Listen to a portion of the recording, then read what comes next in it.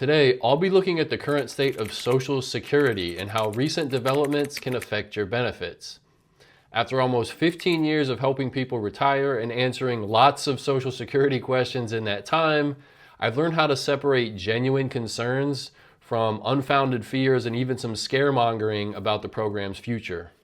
My name's Justin. I own a financial planning firm in Pennsylvania where we work with clients from all across the country, helping them retire and helping them make smart financial decisions.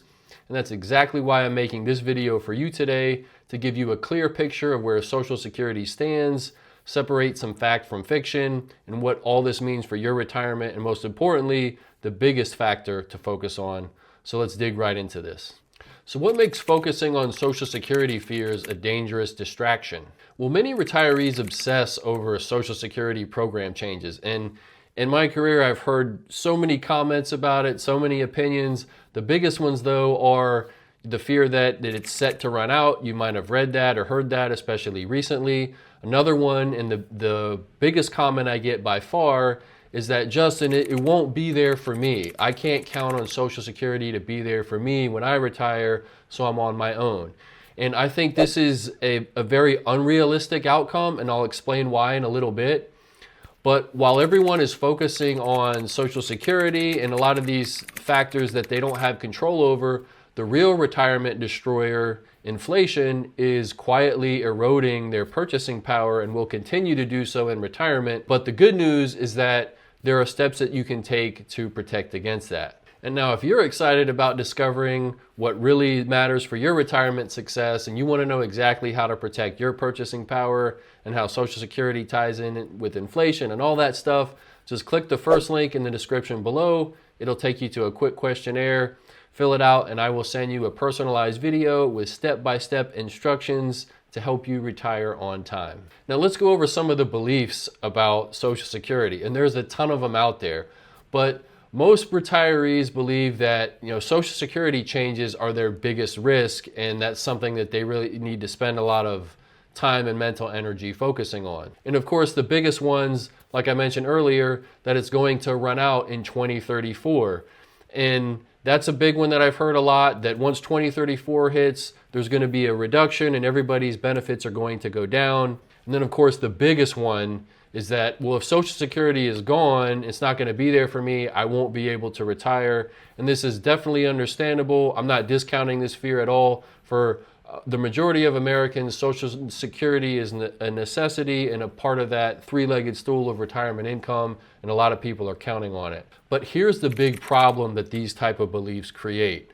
So this causes people to obsess on factors that are out of their control, right? We can't really control what the government does, what Social Security does, what Congress does. So a lot of times these lead to a sense of hopelessness, and it'll cause people to delay retirement or have that, well, I'm just going to have to work forever, I guess, type of attitude. It leads people to fail to plan for the real threat that's guaranteed to impact them in retirement, which is inflation. And they will miss critical inflation protection opportunities and not invest correctly or optimally.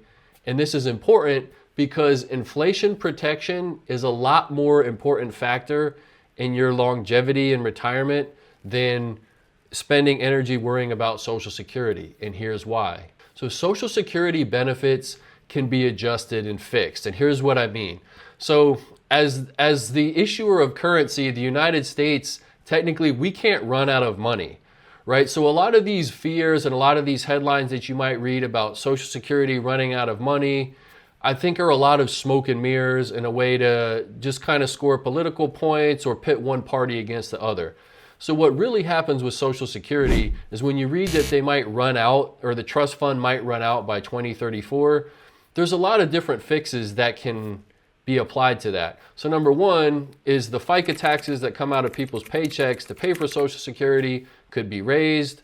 They could also raise the wage limit that those taxes apply to. That's just one fix. Another fix is that legislation could be passed that says we can take or fund Social Security by any means necessary, which is pretty much what the government does with everything else, right? Just think about it for a second. We don't have a national defense fund that will deplete by a certain amount of time, right? Whatever we need for national defense spending, We just get it. If we don't have enough tax revenue, then they simply print or just create the money. And that's the same scenario that will most likely happen with Social Security as well. I think cutting benefits or not having benefits is just not a realistic outcome. What I do think will happen is that benefits will continue to be paid, but what the issue is how much those benefits will buy you, right? So if there's so much money being paid out to pay Social Security benefits, the real risk is inflation and those dollars not buying you what they used to buy you. If you're taking Social Security now, you might totally understand what I mean. Now, I know they give Social Security inflation increases every year, but if you've been on Social Security a while, I'm sure you've noticed that those don't exactly keep up with the cost of living, and they haven't gone very far, especially since 2020. So the better strategy than worrying about Social Security benefits is to focus on the factors that we can control, right? We can't control what happens with the Social Security program. We can't control what Congress does. We can't control inflation, but we can control our savings rate, our contributions, our investment allocation, our budgeting. We can control all those things. And I find that by far the biggest problem here with Social Security, inflation, and longevity is that most retirees are invested too conservatively. And a lot of this comes from the financial industry itself. I think retirees are heavily marketed to with scare and fear tactics. And if you've ever gotten a postcard for a seminar in the mail, it probably has a bunch of bullet points of, oh, protect your money from this crash or that kind of thing. And a lot of that is probably to help the annuity industry, which I'm not going to pick on. I think annuities can have a good place and they're a tool to be used when it makes sense, but I do think they're oversold and that retirees are heavily influenced and psychologically manipulated with fear tactics. Believe it or not, all the income withdrawal rules that you read about, like the 4% rule or others, they work much, much better when you are invested with more of a growth allocation than by being too conservative. So for example, if you have all your money mostly in government bonds or cash or money market, your chances of making withdrawals and having that last throughout your retirement is actually much, much lower because you don't have the growth to get you above inflation and retain your purchasing power. And I find a lot of retirees, just through fear or just with not being familiar with investing, are actually causing their biggest fear to come true, which is running out of money, ironically, by being too conservative. Remember, that purchasing power you lose, you can't get that back. And when you look back in 10 to 20 years, you're not going to wish you spent more time thinking or worrying about Social Security. You'll wish you had invested smarter or saved more or all those kind of things, again, that are in your control.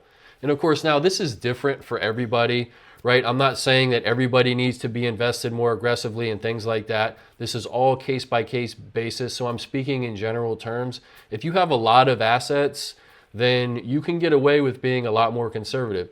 But if you're in the normal retiree scenario where you're going to need around 3, 4, 5% of your assets every year, take a withdrawal to maintain your standard of living in retirement, then it's especially important to know that if you're too conservative, it can actually work against you. And now that you've seen why obsessing over Social Security is very counterproductive and really just a waste of time and energy, let's look at one person that I worked with, and we transformed their retirement by focusing on the factors that they can control, and we broke them free from that Social Security anxiety cycle. So for this case, we're going to talk about Jim. And Jim was 58 at the time, and he was caught in the Social Security panic trap, right? He was constantly worried that Social Security wasn't going to be there for him. He made the comment a couple times that, well, it's going to run out in 2034, or I'm going to have to take a big decrease in it, so I'm probably going to have to work longer.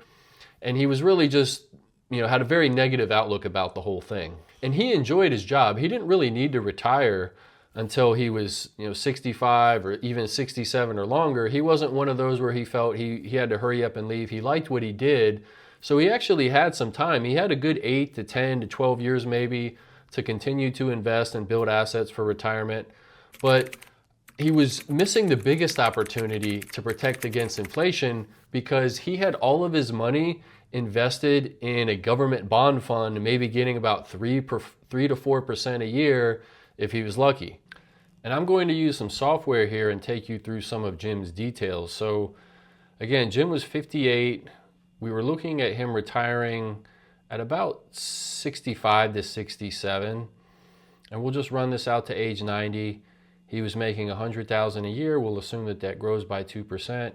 His Social Security is estimated somewhere between $3,000 to $3,200. We'll go with $3,000 here. And then let's go to his investments. So he had about $500,000 saved, but as I stated before, he had 100% of it in government bonds. He was doing a good job saving. He was putting away 15% towards retirement. And then for retirement, we're going to say he needed $6,000. So, so that's about close to $36,000 to $40,000 a year is what he'll need to take out. We'll say his effective tax rate's about 15%. And of course, we can manipulate all these little data points, but we'll go with normal historical assumptions for stocks, bonds. We'll give him a normal risk profile in retirement. We could always adjust this and say he has extreme events or a black swan event where the market drops by 40% or something like that.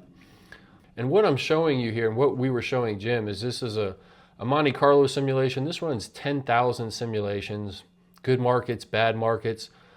But what we were focused on is that he's starting at about 500,000 here. Once he gets to retirement at about here, he starts his withdrawals. And as you notice, we're going with the average.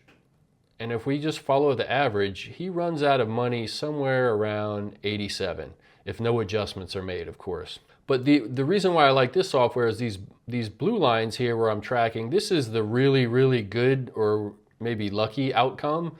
And the bottom one here is if he did a lot worse and had a outsized scenario on the negative side. And we can look at it here. So if we take the unlucky result of 10,000 trials, he gets about 3.2%, median about 4.3. If he gets lucky, he has a 5.4% return. So he still has money, but if he's lucky in the 80th percentile. We're just going to go with the median and the unlucky, which assumes he runs out. And that was the issue. So he was invested so conservatively, not thinking about how inflation was going to impact him, how it was going to erode his purchasing power. Jim, like most retirees, were just worried about the market. What if the market crashes and that kind of thing. And I find that's another trap that retirees can get into.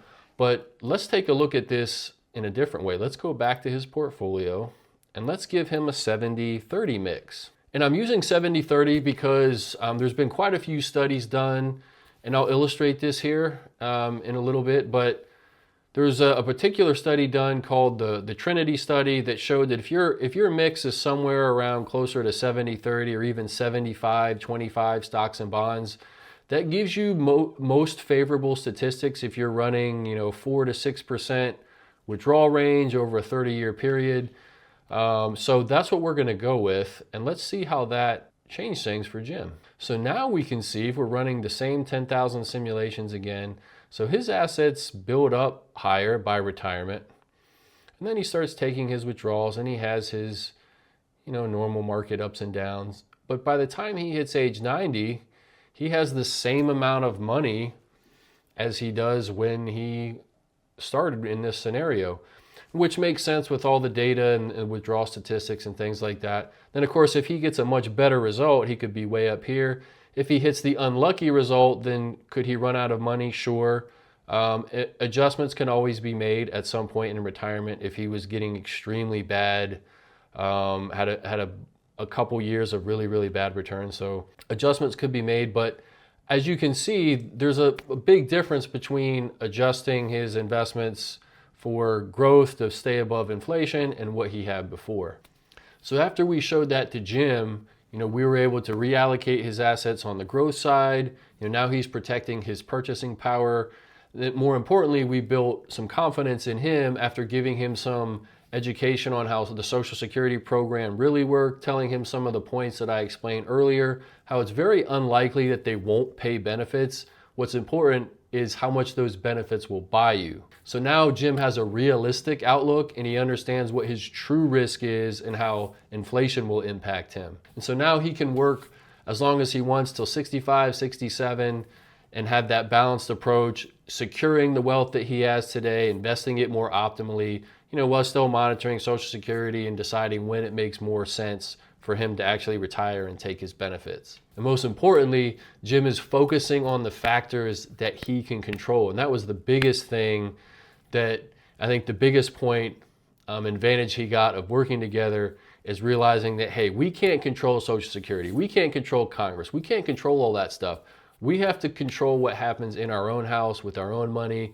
And that was the biggest factor for him. So now that you know how these Social Security misconceptions and fears and all that kind of stuff can be keeping you in the workforce unnecessarily, maybe you can break free from what might be holding you back when it comes to retiring. If you're looking for more help, I've put together an entirely free questionnaire that will give you personalized insights about your retirement readiness. It walks you through the exact same process that we use with Jim based on your numbers. Just click the link in the description below, fill out a quick questionnaire, and I will send you a personalized video that answers some of these questions. If I can help, I'm more than happy to do it. Thank you for watching. I appreciate it, and I will see you in the next one.